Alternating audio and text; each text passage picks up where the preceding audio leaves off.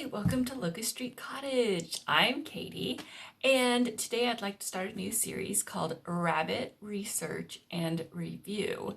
What has happened is I've been reading a lot of scientific research from the agricultural community about either rabbit nutrition or rabbit housing, and I thought I'm finding it fascinating, and maybe you guys would too. And I'd love to have a conversation about some of these studies that I'm reading.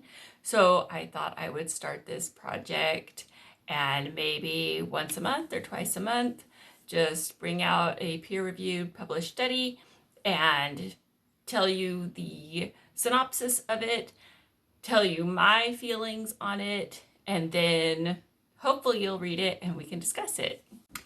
So first I thought, well, we probably need a primer on just general rabbit behavior or rabbit breeding.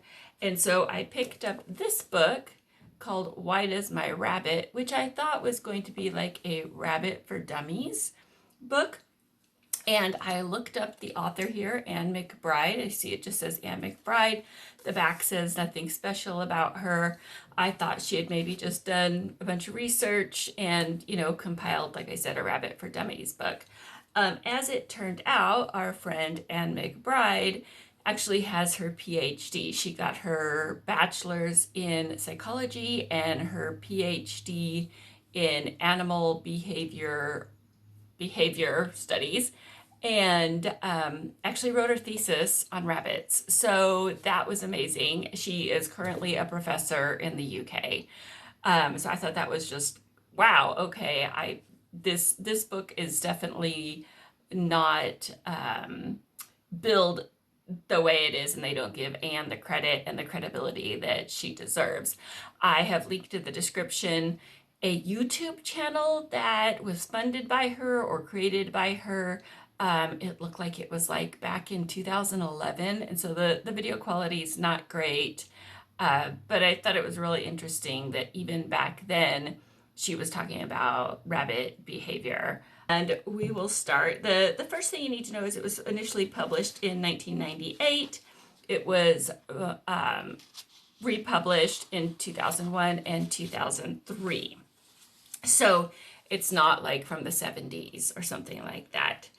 And it's basically the history of the domesticated rabbit. So I thought it was good to have a good baseline for, what we're talking about, where did rabbits come from and why, and how they're being used today. First off, the Latin name Oryctolagus cuniculus means hair-like digger of underground passages, which is hysterical. Of course, that's what it is.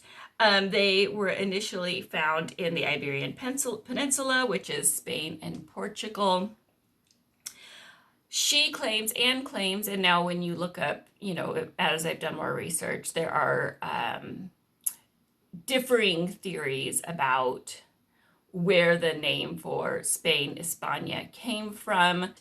The country was named for all of the rabbits that were found to be inhabiting the land, and the name was I Shepvam Im, which meant the land of the rabbit. And that was in the Phoenician language. Then when you translate that to Latin, it becomes España or Spain. I thought that was fascinating. So there's a little bit more information here about the history of the rabbit. Other places in history we see people interacting with rabbits, usually not domesticated rabbits. In 36 BC, there was a book written called De Re Rustica, and it is mentioned by the author that Romans were already farming rabbits for meat. They would keep the rabbits in natural warrens outside in big hills, and then they would catch the little rabbits and put them in cages and feed them really well to plump them up for meat, grow them out as meat rabbits. I thought this was quite interesting. Papal decree around the 5th century stated that unborn or newly born rabbits were not considered meat, hence they could be eaten for Lent Congratulations, Catholics, you can eat tiny little baby rabbits during Lent. Um, by the 6th century, monks were experimenting with breeding for color and size. Also, at that time, Elizabeth I really loved hunting rabbits.